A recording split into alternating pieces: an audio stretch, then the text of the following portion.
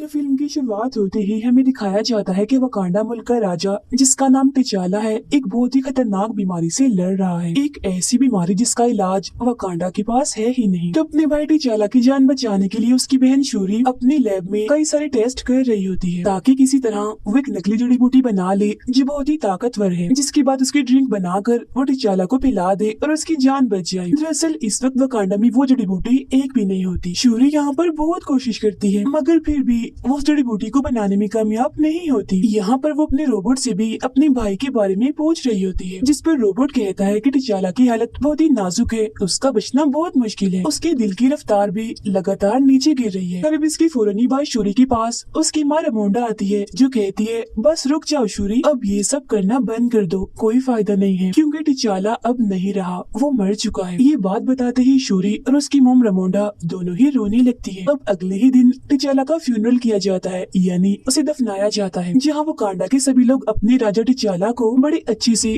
आखिरी good bye करते। अब ऐसे करते करते एक साल गुजर जाता है, जहाँ वकांडा ने ये वक्त अपने किसी भी राजा या रानी के बगैर गुजार दिया था। मगर अब एक साल गुजर जाने के बाद वकांडा ने रमोंडा को ही अपनी रानी बना लिया होता है, ताकि वो अपने बेटे टिचाला की जगह लेकर वकांडा को संभाल सके। इसके बाद हमें समंदर में एक बड़े से शिप को दिखाया जाता है, जो शिप दरअसल वकांडा की एक लैब की तरह ही थी, जहाँ कुछ साइंटिस्ट एक खतरनाक मेटल पर रिसर्च कर रहे होते हैं। मगर तभी कुछ सिपाही आकर यहाँ हमला कर देते हैं और चारों तरफ से शिप में घुसने की कोशिश करते हैं। ये लोग दरअसल यहाँ उसी मेटल को चोरी करने के लिए आए थे, मगर तभी इधर वकांडा के सिपाही भी आ जाते हैं और उन चोर सिपाहियों पर हमला कर देते हैं। वो इन्हें काफी मारने के बाद बंदी बना लेते हैं और अपने पास कैद कर लेते हैं। इसके बाद हम देखते हैं कि दुनिया के सभी मुल्कों की एक काफी बड़ी मीटिंग रखी जाती है, जिसमें वकांडा की रानी रमोंडा को भी बुलाया जाता है। यहाँ दुनिया के सभी मुल्कों के लीडर्स रमोंडा से कहते हैं कि आपका मुल्क वकांडा दुनिया की सबसे खतरनाक मेटल की हिफाजत नहीं कर सकता, क्योंकि उसकी हिफाजत करना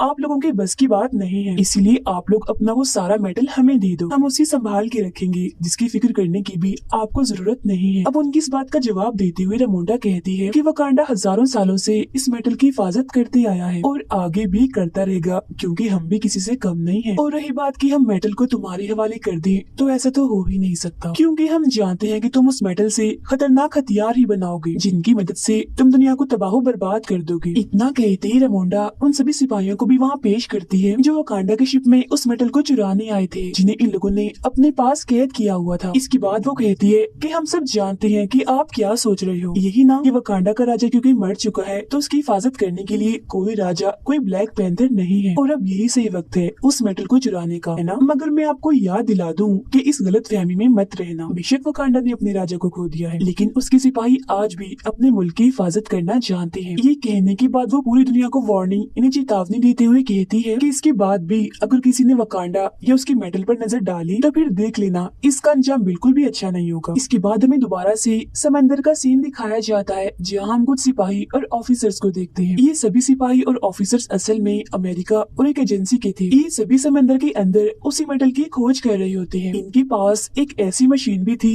जो उस मेटल को ढूंढ सकती थी, जहाँ फिर इसी मशीन के जरिए उन्हें पानी में एक जगह आखिरकार इस मेटल के बारे में पता लगता है। तब उस मेटल को देखने दो ऑफिसर्स पानी में जाते हैं, मगर फिर तभी उन लोगों पर हमला हो जाता है, और हमला करने वाले और कोई नहीं बल्कि नेमोर के शहर के सिपाही होते हैं। नेमोर के इस शहर का नाम टालोकान होता है, जिसे हम अटलांटिस के नाम से भी जानते हैं। अब यहाँ पर टालोकान के लोग सभी अमेरिकन सिपाहियों को मार देते हैं। फिर इधर हमें ये भी पता चलता है कि जब हजारों साल पहले आसमान से ये मेटल जमीन पर आया था, तब वो वकांडा के साथ साथ टालोकान के समंदर में भी गिरा था। मतलब कि ये मेटल वकांडा के अलावा टालोकान के पास भी है, जिसे चुराने ही अमेरिकन सिपाही आए थे। पर अब क्योंकि उनके पास ये मेटल है, तो टालोकान के सिपाहियों ने भी इससे अपने हथियार बनाए हुए। नेमोर जो हथियार इस्तेमाल करता है, जो एक रॉड है, वो भी इसी मेटल का ही बना हुआ है। उधर रमोंडा अपनी बेटी शूरी को एक नदी के किनारे लाती है, जहाँ रमोंडा अपने सफेद लिबास को जला देती है, जो उसने अपने बेटे टिचाला की मौत की वजह से पहना हुआ था। ऐसा उसने इसीलिए किया ताकि वो अपने बेटे की मौत के गम से बाहर आ जाए। असल में ये वकांडा के लोगों की सोच होती है कि अगर हम सफेद लिबास को जला दें तो मरने वाले के गम से हम बाहर आ जाएंगे और हमें उसकी याद भी नहीं आएगी। मगर क्योंकि शूरी इन सब पर यकीन नहीं करती थी, तो वो अपना लिबास नहीं जलाती। लेकिन यहाँ पर दोनों ही माँ बेटी फिर भी टिचाला की याद में रोने लगती है। इतने में ही नेमोर नदी से बाहर निकल कर आता है। वो उन दोनों को अपने बारे में बताता है, कहता है कि मैं टालोकान शहर का राजा हूँ, मुझे आपसे टिचाला के बारे में बात करनी है, जो गलती उसने की उसके बारे में। जब से टिचाला ने पूरी दुनिया से दोस्ती का हाथ बढ़ाया है। सबको वकांडा के बारे में पता चला है, तभी से सारी दुनिया इस मेटल के बारे में जान गई है और ये भी कि वकांडा के पास ये मेटल मौजूद भी है। तो तभी से सब लोग इस मेटल के पीछे पड़े हुए हैं, जिस वजह से मेरे लोगों की जिंदगी भी खतरे में आ गई है, क्योंकि ये मेटल हमारे पास भी तो है। मेरा मानना है कि जब से दुनिया को आपकी मुल्क वकांडा की सच्चाई पता चली है कि आप लोगों के पास वो मेटल है, तब से पूरी दुनिया आपके पीछे पड़ी हुई है। और अगर दुनिया को हमारी सच्चाई के बारे में पता चल गया कि वो मेटल हमारे पास भी है, तो सारी दुनिया के लोग हमारे पीछे भी पड़ जाएंगे और हमारा जीना भी हराम कर देंगे। और हो ना हो बहुत जल्द उन्हें इस बारे में पता लगने वाला है, क्योंकि अमेरिकन के पास एक ऐसी मशीन है जो इस मेटल को ढूंढ सकती है। उस मशीन को अमेरिका की एक काफी चालाक साइंटिस्ट ने बनाया है। अब मेरा मशवरा ये है कि आपको और हमें मिल जाना चाहिए, दोनों मुल्कों को साथ मिलकर पूरी दुनिया को खत्म कर देना चाहिए, क्योंकि इससे पहले कि वकांडा और टालोकान को ये पूरी दुनिया वाले खत्म कर दें, बेहतर नहीं है हम दोनों ही मिलकर पूरी दुनिया को तबाह बर्बाद कर दें, क्योंकि इसके बाद हम दोनों मुल्क सुकून से अमन से अपनी जिंदगियां गुजार सकेंगे। दुनिया को तबाह करने वाली बात सुनकर रामोंडा चिढ़ जाती है और उसकी ऑफर लेने से मना कर देती है और कहती है कि हम अमन पसंद है, हम कोई भी तबाही बर्बादी नहीं चाहते, हम शांति चाहते हैं। अब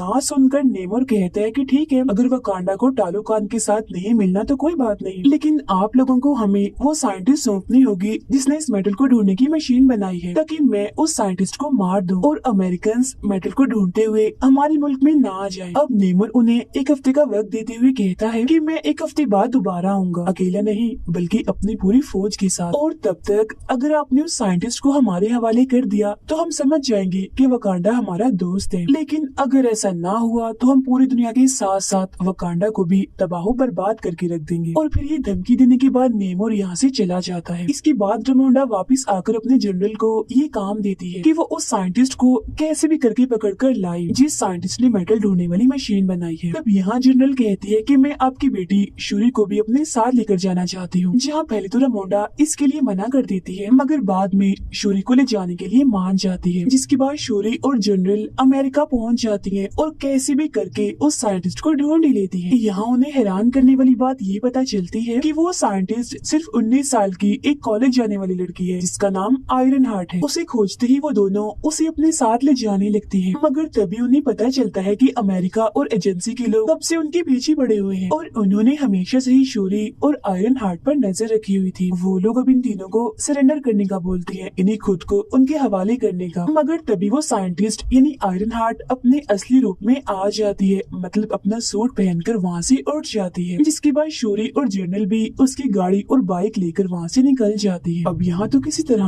वो एजेंसी से बच जाते हैं, मगर आगे जाते ही टालोकान के सिपाही उन पर हमला कर देते हैं, क्योंकि इन सिपाहियों को नेमोर ने ही भेजा होता है ताकि वो आयरन हार्ट को पकड़कर नेमोर के पास ले आए। यहाँ टालोकान के सिपाही जनरल से काफी लड़ाई कर रहे होते हैं और आयरन हार्ट को अपने साथ ले जाने की कोशिश करते हैं, मगर जवाब में जनरल भी उनसे लड़ती है और आयरन हार्ट को बचाने की कोशिश करती है। लेकिन क्योंकि टालोकान के सिपाही काफी बहादुर थे, इसलिए वो जनरल को हरा देते हैं और फिर आयरन हार्ट के साथ साथ शूरी को भी नेमोर के पास ले जाते हैं टालोकान में। फिर जब अकेली जनरल वापस लौटती है तो रामोंडा को इस सब के बारे में बताती है, मगर उसे ये बात सुनकर बड़ा ही गुस्सा आता है कि जनरल होकर उन दोनों को नहीं बचा पाई, इसीलिए वो इसे जनरल वाले ओहदे से हटा देती है। इसके बाद रामोंडा पुरानी जनरल जो कमांडर भी थी उसके पास जाती है, जो पहले वकांडा के लिए ही काम कर चुकी थी। रामोंडा का मानना था कि वो कमांडर दुनिया के अलग अलग मुल्कों में जा चुकी है और किसी दूसरे मुल्क में कैसे घुसा जाता है इस बात का तजुर्बा उसके अलावा और किसी के पास भी नहीं, तो जरूर यही टालोकान जाकर उसकी बेटी शूरी और आयरन हार्ट को बचा सकती है। रामोंडा सारी बात कमांडर को बताती है, जहाँ वो शूरी और आयरन हार्ट को वापस लाने का बोलती है। जिसके बाद वो कमांडर सीधा टालोकान पहुंचकर वहाँ के काफी सारे सिपाहियों को मार देती है और उन दोनों यानी शूरी और आयरन हार्ट को भी बचाकर वापस वकांडा ले आती है। लेकिन यहाँ हम जान पाते हैं कि जब शूरी और आयरन हार्ट नेमोर के पास थे, तब शूरी ने बार बार नेमोर को समझाया था कि आप आयरन हार्ट को मत मारिए, इसका कोई कसूर नहीं है। और इसी दौरान नेमोर ने भी उसे शुरुआत से ही अपनी सारी बात बताई होती है, जहाँ अब हम भी नेमोर के बारे में शुरू से ही जान पाते हैं। हमें पता चलता है कि नेमोर की उम्र 450 साल है, जहाँ 450 साल पहले नेमोर के जो माँ बाप थे वो इंसान ही थे, लेकिन फिर नेमोर की माँ बाप समेत उसके गाँव के सभी लोग बीमारी और गरीबी की वजह से मारे जा रहे थे। जहाँ ये सब लोग मिलकर अपने गॉड से दुआ करते हैं, तब गॉड इनके सपने में आकर सभी को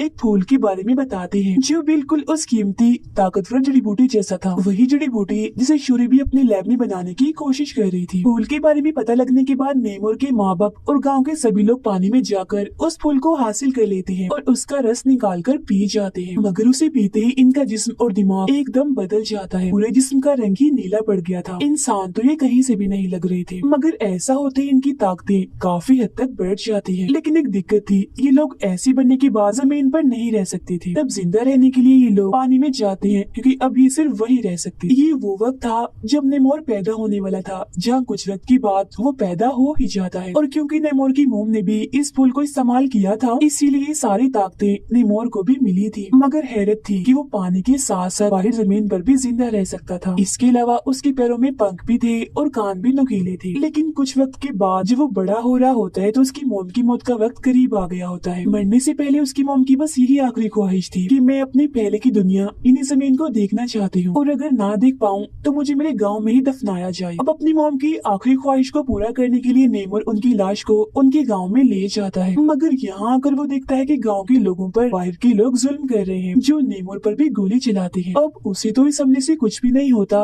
मगर उन सभी लोगों को मारकर उस पूरी जगह को जला देता है। और बस इसी दिन के बाद से ही नेमोर पानी के बाहर यानी जमीन पर रहने वाले लोगों से नफरत करने लगता है। अपनी सारी कहानी बताने के बाद उसने शूरी को एक ब्रेसलेट भी दिया था, जो टालोकान की ताकतवर जड़ी बूटियों से बना था। मगर जब उसे ये पता चलता है कि कमांडर शूरी और आयरन हार्ट को यहाँ से ले गई है और उसने इसके कुछ लोगों को भी मार दिया है, तो ये जान उसे वकांडा पर बहुत गुस्सा आता है और अब वो जाकर सीधा वकांडा पर हमला ही कर देता है। वो यहाँ के एक पूरे शहर को बर्बाद कर देता है, जिसमें जाहिर है वकांडा के बहुत से लोग मारे जाते हैं, लेकिन साथ ही साथ रानी रमोंडा भी मारी जाती है। लेकिन मरते मरते वो रमोंडा से कहता है कि ये हमला तो बस एक हल्की सी झलक है, मैं कुछ वक्त के बाद अपनी पूरी आर्मी के साथ आऊंगा और पूरे ही वकांडा को तहस नहस करके रख दूंगा। इतना कहते वो अपनी आर्मी के साथ वहाँ से चला जाता है। इसके बाद जैसे ही बात शूरी को पता चलती है कि मेरी मोम की मौत हो गई है, तो वो बहुत ही दुखी हो जाती है। मगर नेमोर को रोकने और उससे बदला लेने के लिए वो जड़ी बूटी पर दोबारा से काम करने लगती है। वो उस ब्रेसलेट जो उसे नेमोर ने दिया था उसमें से जड़ी बूटियों को निकालकर उन पर ही टेस्ट करने लगती है। जहाँ बहुत जल्द वो ये जान पाती है कि ये भी कोई आम जड़ी बूटियाँ नहीं है, बल्कि इनमें भी ताकतवर जड़ी बूटी वाली सारी ताकत है। ये जानते ही वो इन सारी जड़ी बूटियों को अपनी बेटी चला के डीएनए से मिला देती है, जिसके बाद आखिरकार यहाँ वो नकली जड़ी बूटी बना ही लेती है। और जैसे वो इसका रस पीती है तो ये सोचती है कि मुझे मेरे मॉम डैड नजर आएंगे, मगर उसे वो नहीं बल्कि खतरनाक सिपाही दिखता है, जो शूरी को कहता है कि तुम अपनी बेटी चाला की तरह रहम दिल और बहादुर नहीं हो, तुम बिल्कुल मेरे जैसी हो, गुस्से वाली, बदला लेने वाली, तुम्हें सिर्फ बदला चाहिए, तुम अपने भाई की जगह कभी भी नहीं ले सकती। ये सुनते ही शूरी चिढ़ जाती है और उस ताकतवर जड़ी बूटियों की वजह से तो उसे पहले ही ताकतें मिल गई थी, जिनका इस्तेमाल करके वो ब्लैक पैंथर सूट पहनकर बन जाती है नई ब्लैक पैंथर। इसके साथ ही लैब में आयरन हार्ट भी अपने लिए एक मजबूत सूट बना लेती है, जो काफी मॉडर्न था। उन दोनों ने तो ये बात पहले ही पता लगवा ली थी कि नेमोर की कमजोरी हीट है, गर्मी है, इसीलिए अगर उसे हीट में रखा जाए या पानी से दूर कहीं बाहर रखा जाए तो वो कमजोर पड़ सकता है। इस सारी तैयारी के साथ वो अपनी आर्मी को लेती है और सीधा जाकर नेमोर के शहर टालोकान पर हमला कर देती है, जिसके बाद यहाँ वकांडा और टालोकान के बीच काफी जबरदस्त किस्म की लड़ाई छिड़ जाती है। यहाँ शूरी अपने ब्लैक पैंथर वाले सूट में आकर नेमोर को अपनी एक काफी बड़े शिप में ले आती है, जिसके अंदर उसने बड़े बड़े हीटर्स लगाए हुए थे, जिनसे बहुत सारी गर्मी और सेक निकल रही होती है। अब इतनी गर्मी से नेमोर कमजोर तो पड़ता है, मगर क्योंकि उसके हाथ में उसका हथियार था,